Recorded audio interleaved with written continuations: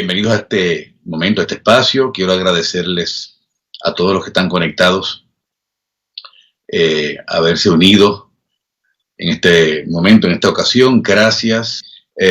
Mi propósito en el día de hoy es crear conciencia de que nuestro Padre, Dios Padre, es un Dios personal. Y que una vez Él comienza el proceso madurador en nuestras vidas, nunca lo detiene ni lo abandona.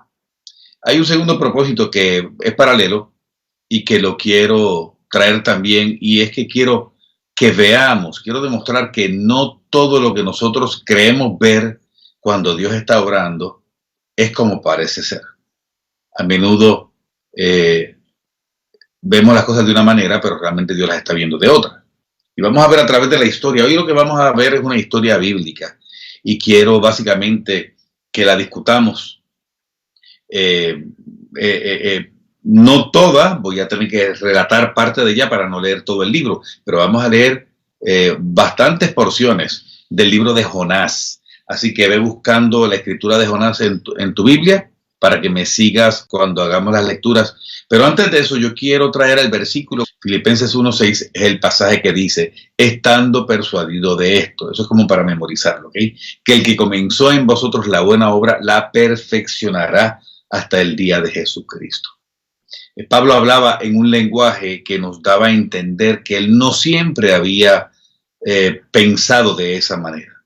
Que su experiencia de ir conociendo a Dios le fue demostrando, y eso es lo que él le llama persuadirse, es como si Dios mismo lo hubiera persuadido, que él que comenzó una buena obra en nosotros, la va a perfeccionar, la va a madurar, la va a continuar, la va a extender hasta el día de Jesucristo. Maduración, por si acaso, cuando hablamos de madurar, todos debemos ser madurados. Jesús nos comparó con vides y con pámpanos y con frutos que debían madurar también, ¿no? Maduración no es otra cosa que el movimiento gradual de una vida centrada en uno mismo a una vida centrada en Dios, en Cristo y en su reino.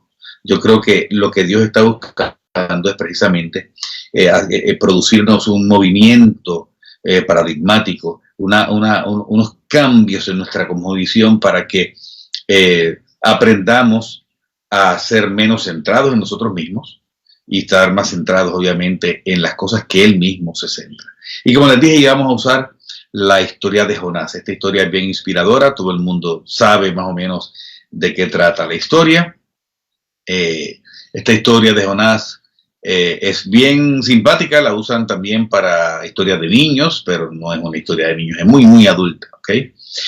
Y yo creo que ella provee una ilustración perfecta de cómo Dios interviene en la vida de sus hijos y cómo Dios no abandona a sus hijos a pesar de sus tropiezos, a pesar de sus debilidades, de sus traumas, de sus angustias. Ahora, ¿quién era Jonás? Jonás era un profeta. Y siempre que pensamos en profetas, pensamos en gente muy, muy espiritual, como Elías, como Daniel, aunque los judíos no consideran a Daniel un profeta, pero bueno, nosotros lo consideramos profeta. Y como Isaías, por ejemplo. Pero Jonás era un profeta.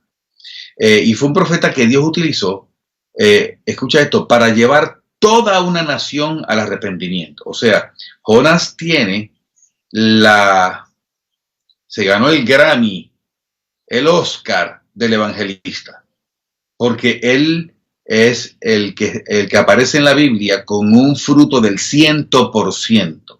Cuando él predicó en Nínive, el fruto, el resultado de arrepentimiento y de conversión a Dios fue del 100%. Desde el rey hasta el último y el más pequeño, como digo yo a veces, hasta las garrapatas se arrepintieron ese día. ¿Qué sabemos de Jonás?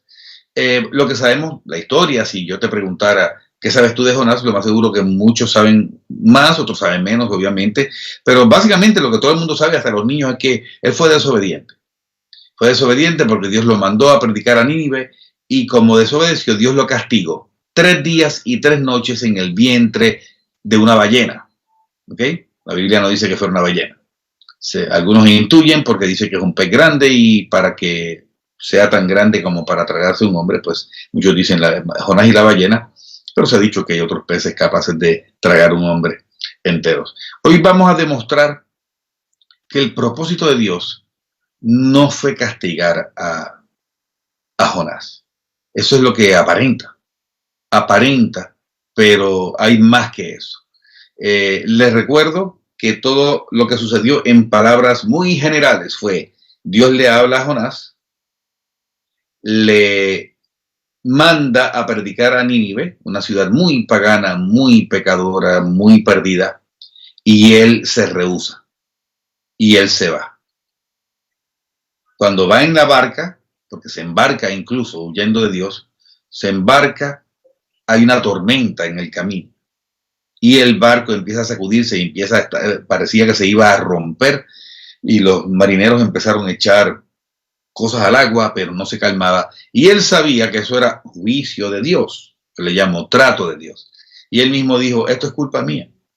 Y entonces, ante esa realidad, como no se calmaba y parece que iban a morir todos, él mismo dijo: si no me echan por la borda, ustedes todos van a morir. Y lo cogieron y lo echaron, y efectivamente se calmó la tormenta. Ahí fue que vino el pez, tragó a Jonás. A los 3 días lo vomitó en la playa. Y ahí viene una segunda oportunidad. Así se llama esta enseñanza, una segunda oportunidad. Y Dios le habla a Jonás, y ahora Jonás va y predica. Y eso suena tan bonito, ¿no? Dios sacó la varita y castigó a Jonás, y Jonás por fin obedeció y Nínive se salvó. Ok, yo quiero que vayamos a algunos pasajes. Jonás no es un libro largo, es corto, de 4 capítulos, pero con todo y eso no alcanzamos para leer todo, así que vamos a leer algunos pasajes que son relevantes. Quiero que vayamos a Jonás 1:1, Jonás capítulo 1, versículo 1. Ustedes me acompañan leyendo allá, yo voy a estar leyendo en voz alta, y ustedes cada uno con su Biblia. Yo prefiero que vayan leyendo, ¿ok? Es una experiencia muy superior cuando tú lees de la Biblia y no solamente escuchas a alguien que la está leyendo.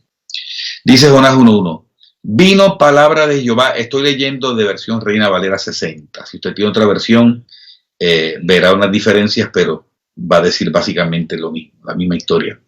Dice: vino palabra de Jehová a Jonás, hijo de Amitai, diciendo: levántate y ve a Nínive, aquella gran ciudad, y pregona contra ella, porque ha subido su maldad delante de mí. Yo quiero aquí hacer un comentario. Eso es lo que voy a estar haciendo. Esta enseñanza para mí es bien inusual. Yo no tengo muchas enseñanzas así, no sé si tenga otra, donde cojo todo una porción bíblica y voy comentando. Eso es lo que vamos a estar haciendo hoy, viendo pedacitos y ver qué Dios nos muestra de cada uno de esos fragmentos, porque yo lo que creo es que aquí hay mucha información de parte de Dios para nosotros. Yo creo que cuando dice... esto es quizás un desvío, ¿okay? Y quizás alguien dirá: no, eso es tratar de exprimir demasiado la escritura, pero yo tiendo a hacer así.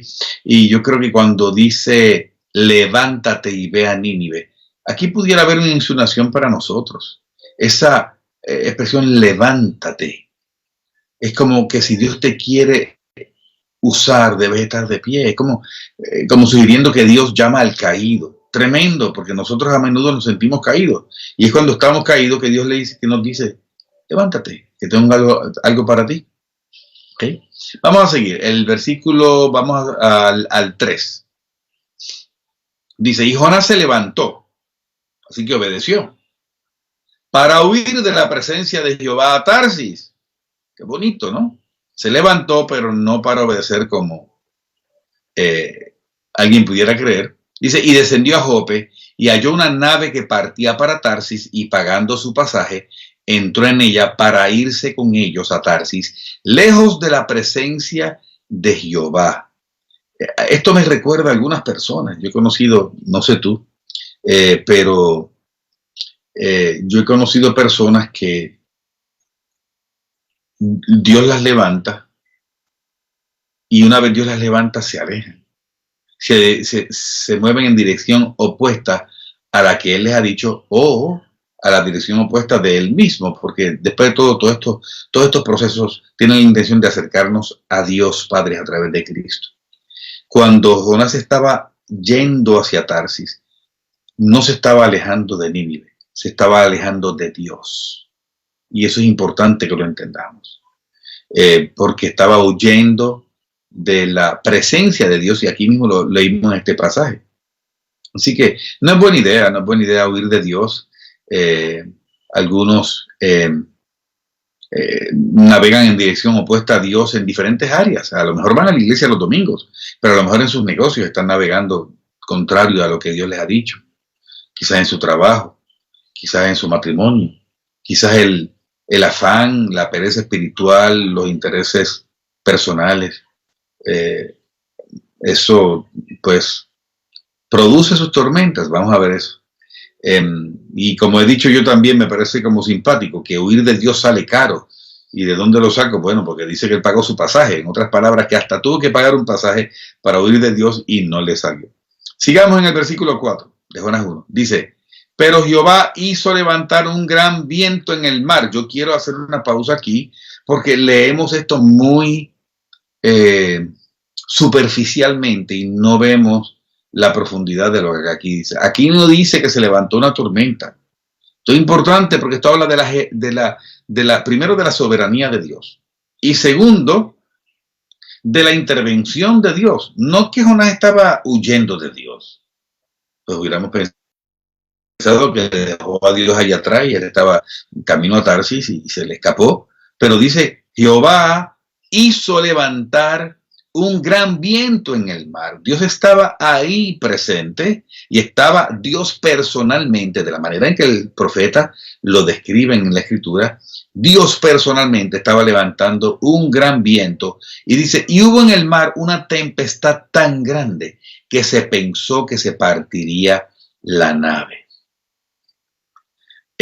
Como les digo, Jehová hizo levantar un gran viento. Lo que revela es la participación directa de Dios, sobre todo en experiencias que nosotros calificaríamos como dolorosas o confusas. En otras palabras, esas tormentas es Dios quien las levanta muchas veces.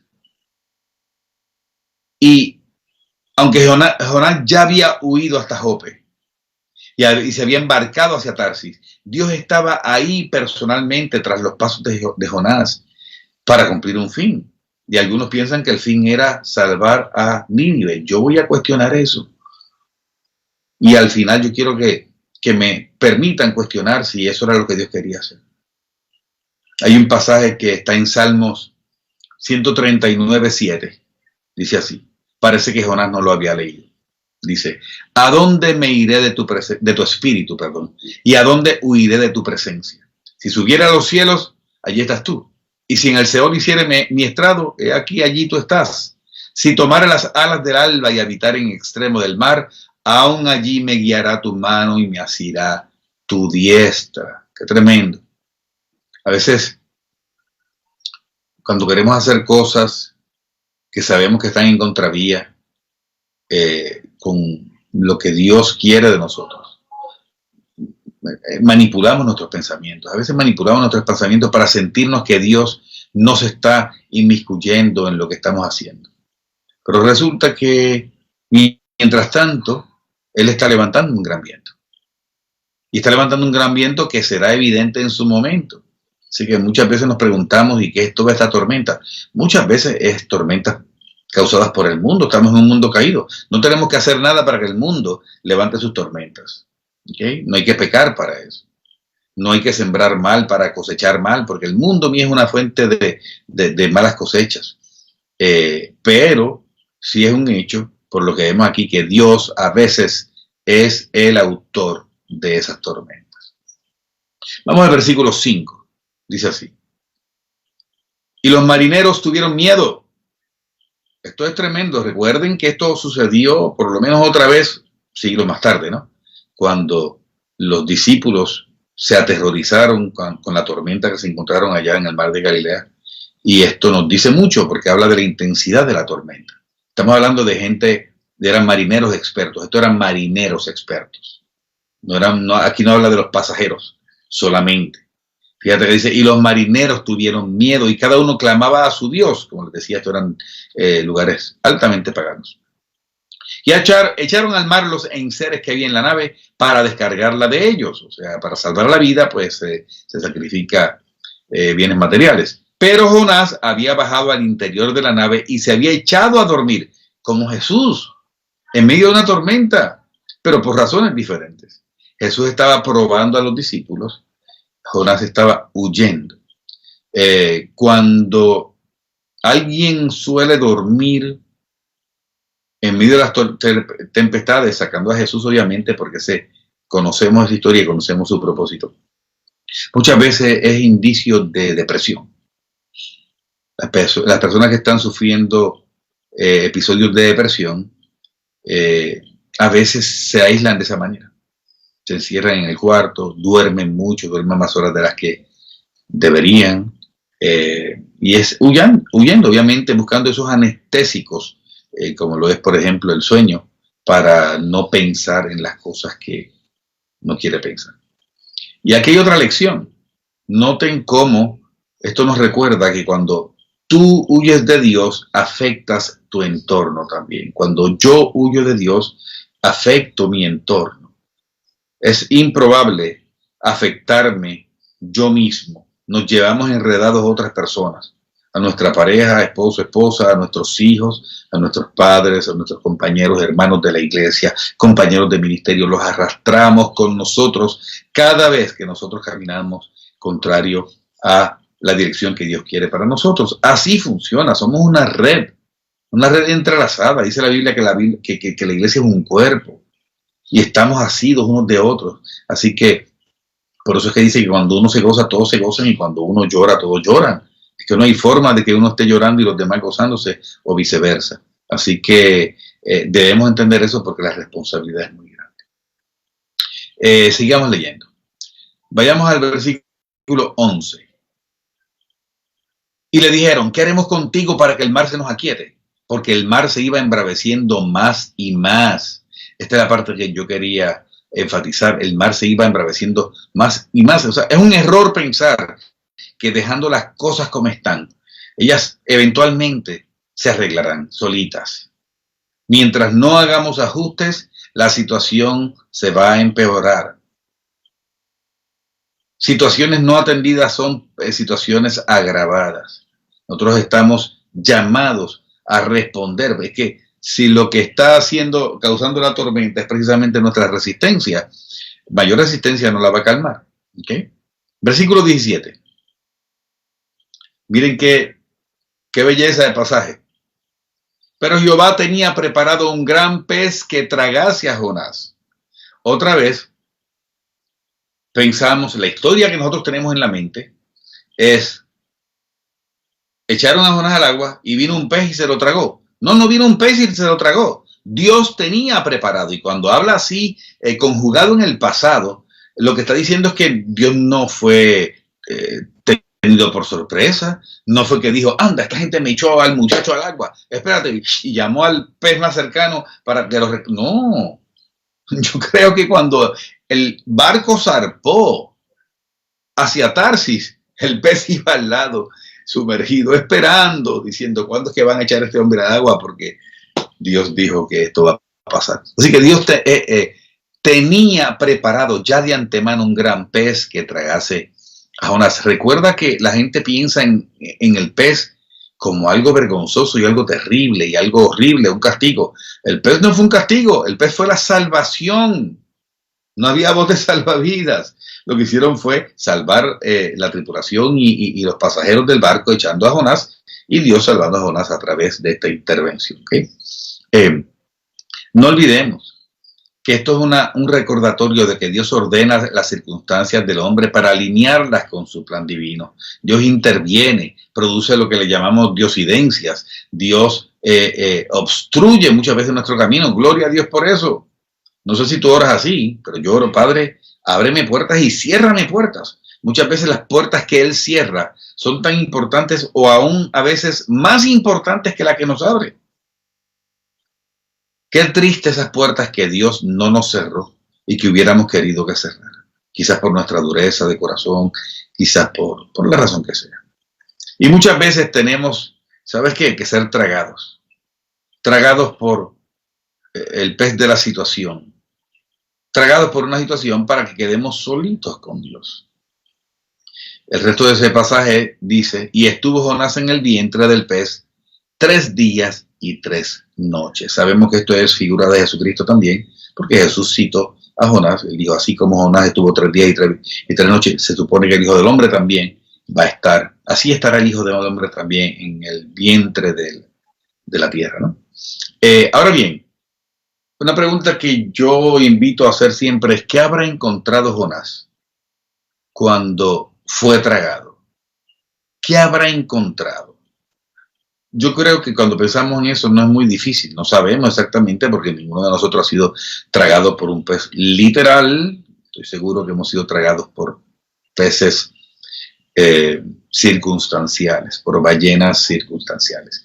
Pero podemos intuir, yo creo que él lo primero que encontró fue oscuridad. Cuando el pez cerró la boca, ahí no entraba luz de ningún tipo. Así que él estuvo, yo creo, honestamente, que 3 días sin poder ver su mano a esta distancia, completamente ciego.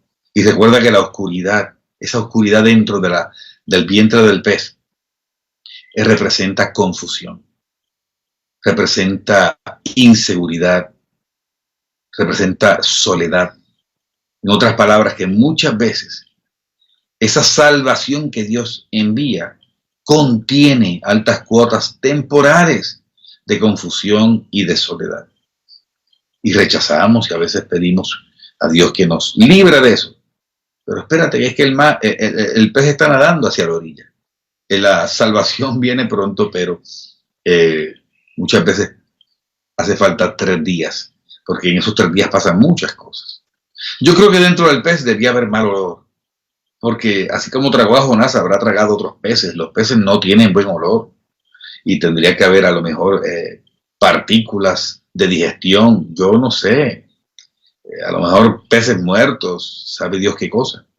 Yo creo que este mal olor habla de rechazo, habla de humillación, habla de críticas de otras personas, habla de chisme, como cuando tú sientes que los demás te han desaprobado o te han vituperado, te sientes señalado. Yo creo que cuando Jonás entró al vientre del pez, presentó ayuno inmediatamente. ¿Por qué? Porque ahí no hay nada que comer. Y lo que estaba flotando al lado de él, estoy seguro que no le apetecía. ¿Okay? Así que Jonás estuvo con hambre 3 días y 3 noches. Y el hambre pudiera representar problemas financieros, escasez. Yo les hablé la otra vez que Pablo decía, yo sé tener mucho y sé tener poco. En todo y por todo he sido enseñado. En otras palabras, que es que la escasez nos enseña. Yo creo que Jonás tiene que haber empezado a sentir un ardor en la piel por los ácidos gástricos que seguramente había allá adentro, pienso yo.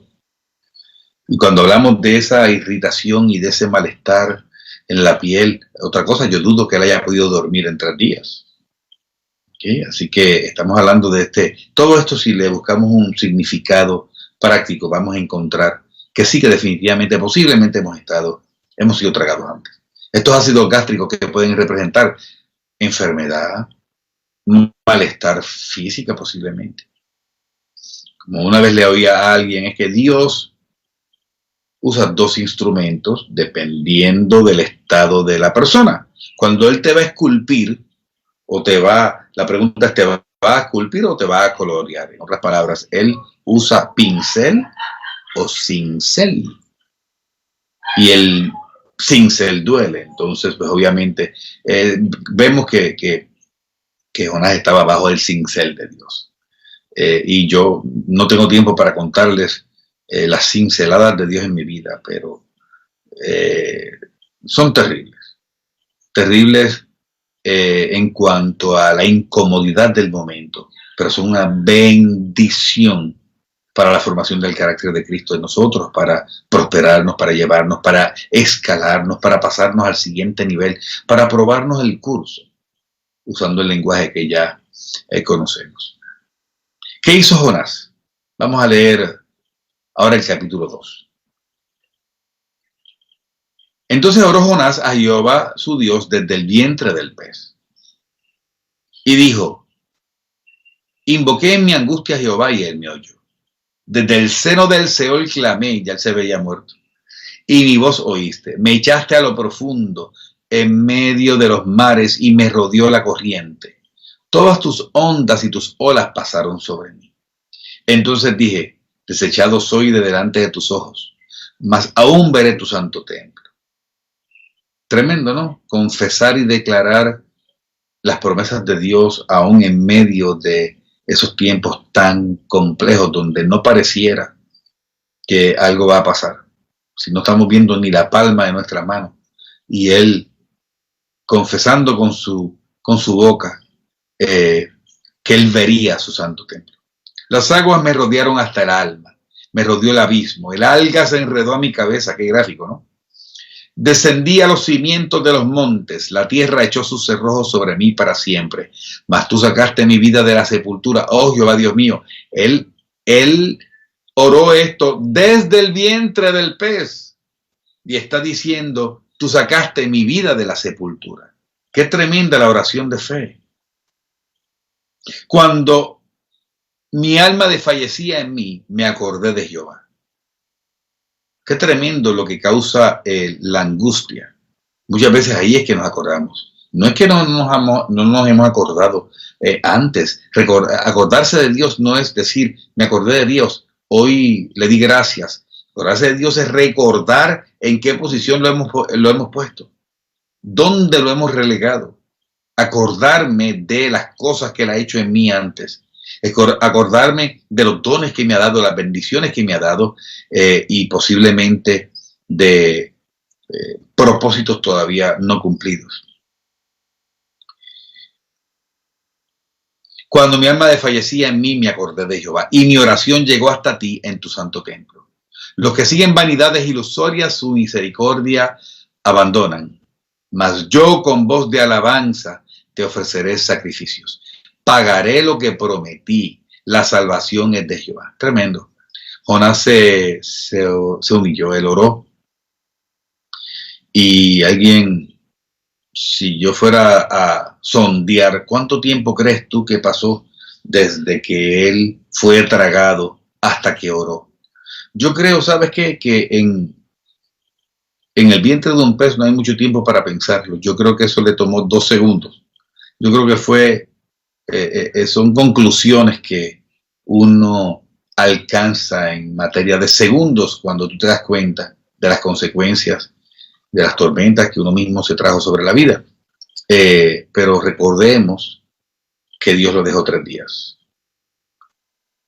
El arrepentimiento es fundamental, pero lo que le sigue al arrepentimiento son unos procesos de crecimiento, de entendimiento, de depuración, de no entender muchas cosas y empezar a entender y aprender en ese tiempo donde todavía está uno dentro del vientre del pez, a alabar, a darle gracias a Dios, a saber que su salvación ya llegó y que esa bodega de oscuridad y de ácidos gástricos y de mal olor es el arca que te está llevando afuera, es lo que te está llevando hasta la playa.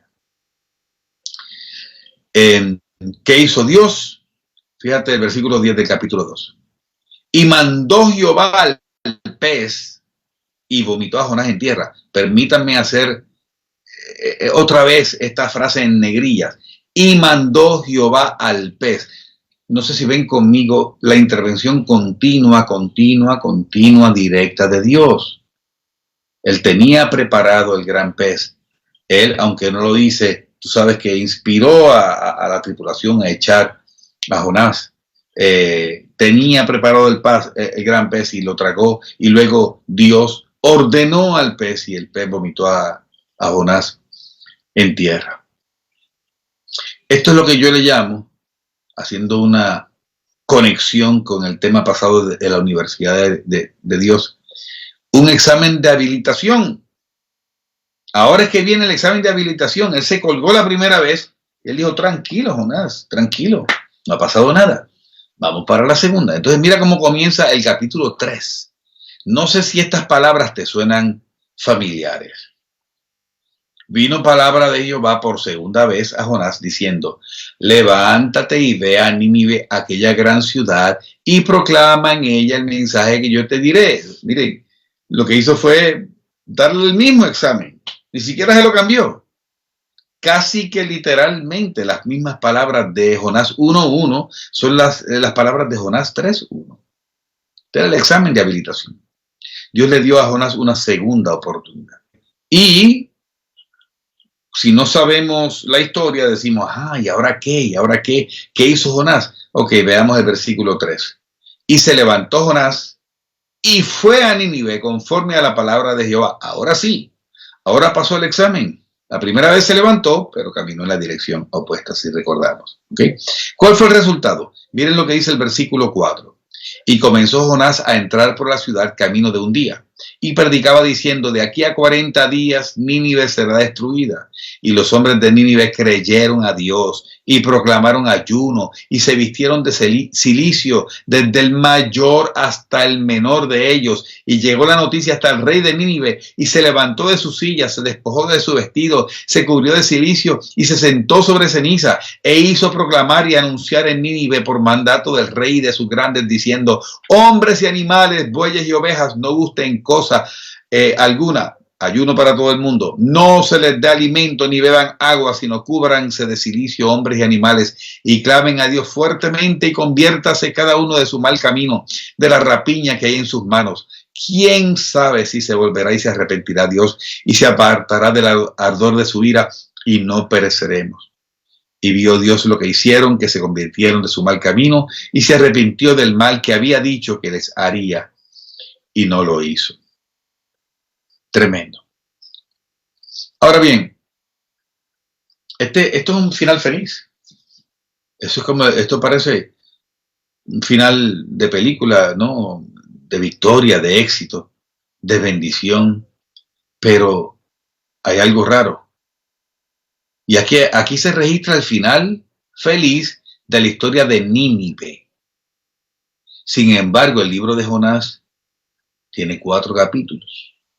Tiene 3.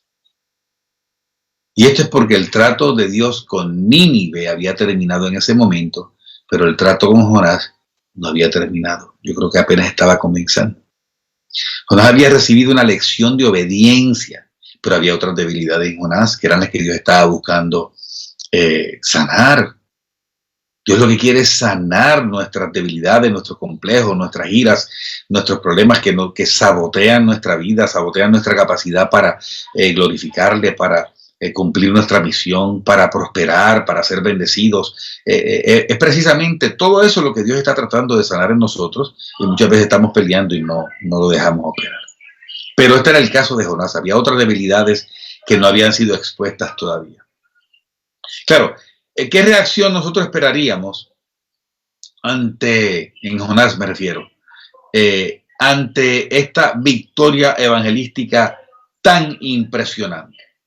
Luego de haber salvado miles de personas de un juicio divino, porque la intervención de él salvó miles de personas no dice cómo Dios las iba a enjuiciar, pero iba a suceder. Mira cómo empieza el capítulo 4. Este es el capítulo 3 es el capítulo de Nínive, el 4 es el de Jonás realmente. Versículo 1, pero Jonás se apesadumbró en extremo y se enojó. Escucha esto. O sea, ni Billy Graham ha tenido el éxito que tuvo este tipo. Y Billy Graham dicen que se ganó más de 200 millones de personas a lo largo de su vida. Y está apesadumbrado, eso quiere decir triste. Y se enojó. No le bastó con estar triste, estuvo enojado. Y esta es una reacción que yo creo que estarás de acuerdo en que deberíamos catalogar como de absurda. O sea, comparar, como les digo, el 100% de efectividad de una campaña con todas las demás campañas de la historia. Ahora la pregunta es, ¿por qué esta reacción de Jonás? ¿Qué es esto? ¿Cómo que así que él se enojó y se apesadumbró? Versículo 2.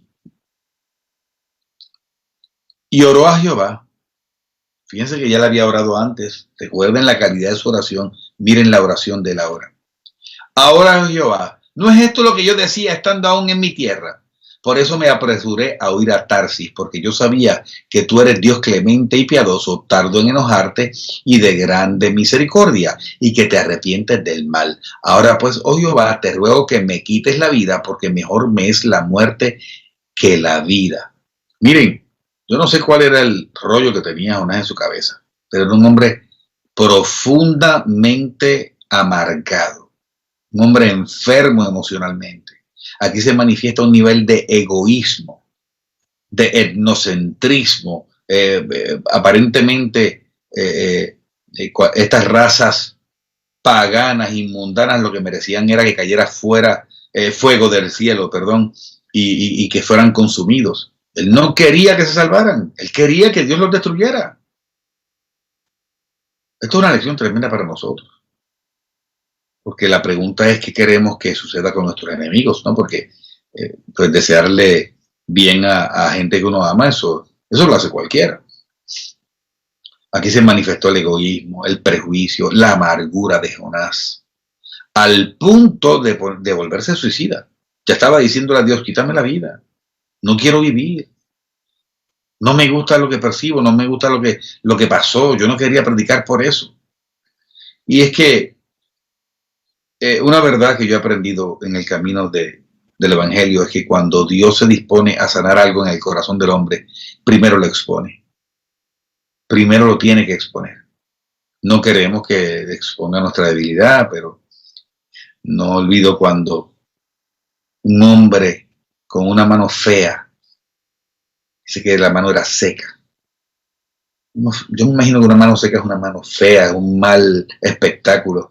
Y cuando Jesús lo va a sanar, le dice, extiende tu mano. Tremendo. No me la puedes sanar aquí, o sea, escondidita, extiende tu mano. En otras palabras, antes de sanarla, hay que exponerla. Y muchas veces nos duele la exposición, porque la exposición implica a veces vergüenza, a veces rechazo, a veces esa exposición que vivimos por otras personas, quizás personas que no nos quieren, quizás nos parece injusto, pero hay algo que yo quiero que tú entiendas, y es que detrás del dedo injusto del hombre, a menudo está el dedo justo de Dios. Ahora, está Jonás suicida, amargado, queriéndose morir. ¿Qué hace Dios? Versículo 4. Y Jehová le dijo, ¿haces tú bien en enojarte tanto? Tremendo. Yo personalmente creo, claro, acá soy yo poniéndole un poquito de color a la historia. Yo creo que Dios dijo eso no con voz retumbante. Yo creo que lo dijo con una voz dulce, de compasión. Yo creo que él le dijo, Jonás, ¿haces tú bien en enojarte tanto? Porque ese tono confronta más que una voz retumbante.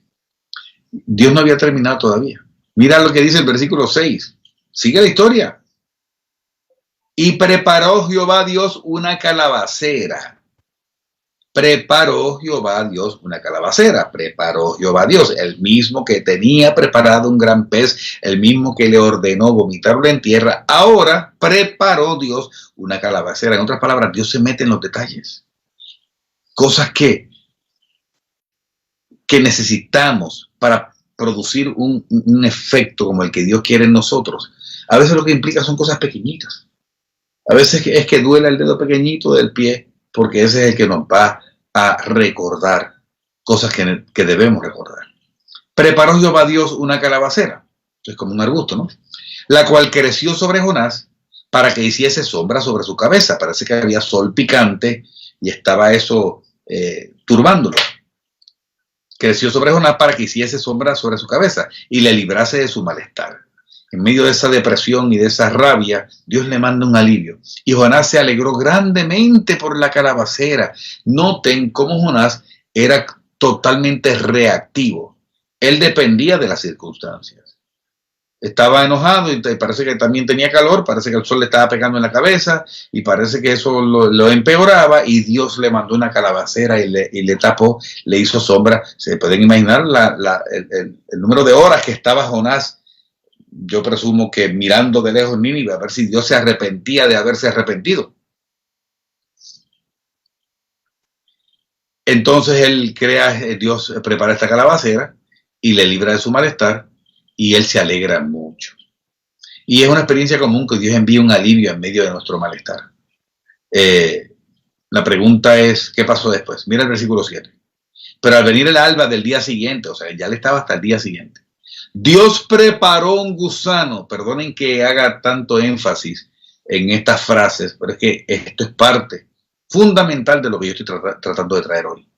Dios preparó el gran pez, Dios le ordenó, Dios preparó la calabacera, Dios preparó, y la palabra preparar está presente en todos los textos, como diciendo que fue una operación divina directamente.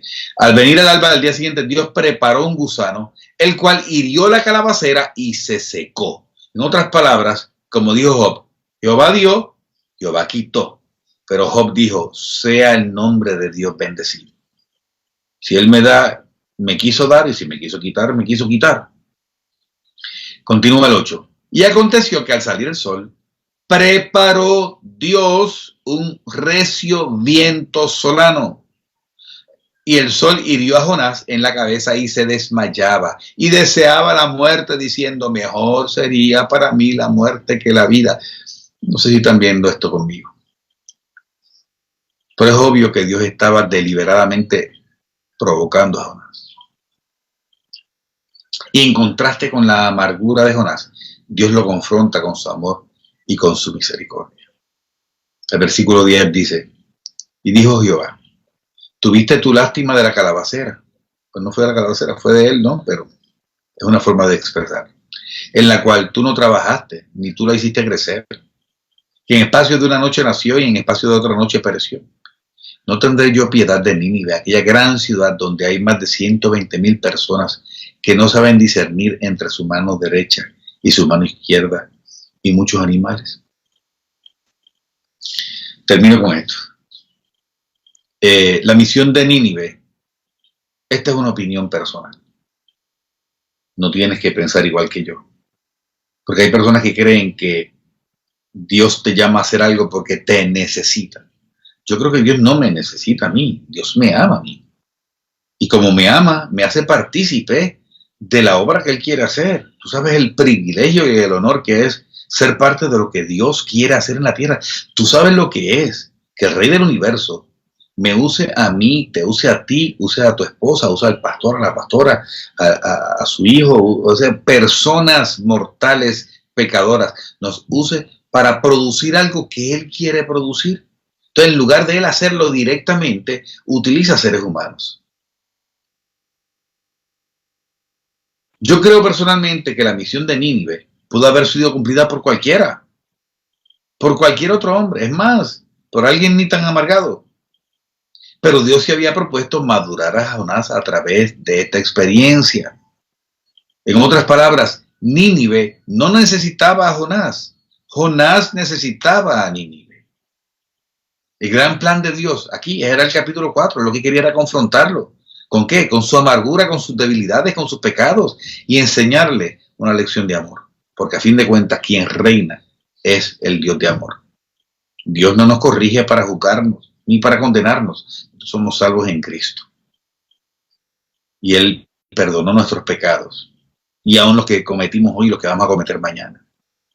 Pero sí se ha dispuesto a madurarnos, llevarnos de la mano, para que cada día nos parezcamos más a la imagen de su Hijo y podamos ser efectivos y nos pueda entregar más cosas para llevar a cabo. Y al final de todo el proceso siempre queda manifiesto el amor y la misericordia de Dios. Con relación a estas verdades, era que Pablo estaba persuadido de esto. Era de estas verdades que él estaba persuadido, como leímos en Filipenses 1:6. Porque sus experiencias con Dios le llevaron a comprender esta verdad espiritual. Luego quizás de haber, como dije yo antes, opinado diferente en el principio. La Biblia cuenta, y cierro con esto, que Elohim, el Dios creador, en el principio la tierra estaba desordenada y vacía, dice Génesis en sus primeros versículos. Y el Espíritu Santo se paseaba sobre las aguas y sobre la faz de la tierra. Aquí yo veo un Dios que ve un desorden en su creación. ¿Y tú sabes lo que hace? La visita. La visita. Y empieza a pronunciar palabras sobre ella. Y a separar lo seco de las aguas, y a crear la luz y las lumbreras, y las estrellas, y el sol, y la luna, y los animales, y la tierra, y empieza a crear, y a darle forma. ¿Sabes? Lo que eso me dice, que Dios no abandona su creación. Aun cuando por la razón que sea, esa creación está vacía, está desordenada y está completamente en caos. Estas son lecciones para nosotros. Dios quiere que sepamos que Él no cesará de intervenir en nosotros y que esa intervención a menudo contendrá una cuota de incomodidad producida por Él mismo, preparada por Él mismo, y nos va a confrontar con amor y con palabras de compasión y de dulzura. ¿Haces tú en enojarte tanto? ¿Haces tú bien en enojarte tanto? ¿Haces tú bien en tratar así a tu esposa? ¿Haces tú bien en hacer esa trampa en tu trabajo? ¿Haces tú bien en quedarte con lo que no es tuyo? ¿Haces tú bien en maldecir a alguien? ¿Haces tú bien en no trabajar esas adicciones secretas? ¿Haces tú bien en estar mirando lo que quizás no debías mirar? Y es un Dios de amor quien nos está hablando. Lo que quiere es sanarnos, bendecirnos y usarnos. Vamos a orar. Padre del cielo, te damos gracias en esta hora. Gracias por tu palabra. Gracias por el ejemplo de Jonás. Gracias porque tú eres nuestro Padre. Y ya no hay condenación en Cristo, Señor. Toda tu disciplina con nosotros es disciplina como un padre a los hijos, Señor. Es de amor y por amor. Y por encima de eso, Señor, recordamos las palabras, tus palabras. Tus planes y tus pensamientos para nosotros son pensamientos de bienestar, de bien y no de calamidad, para darnos un futuro y una esperanza. Ese es el Dios que conocemos. Aquel que nos pasa por desiertos, porque los necesitamos. No es para juzgarnos, no es para condenarnos. La condenación ya se detuvo en la cruz, pero hay un proceso de maduración, Señor. Gracias por ese proceso. Concédenos, Señor, el privilegio de cada día parecernos más a tu Hijo Jesús. Te damos gracias y oramos en el nombre precioso de Cristo Jesús. Amén. Amén.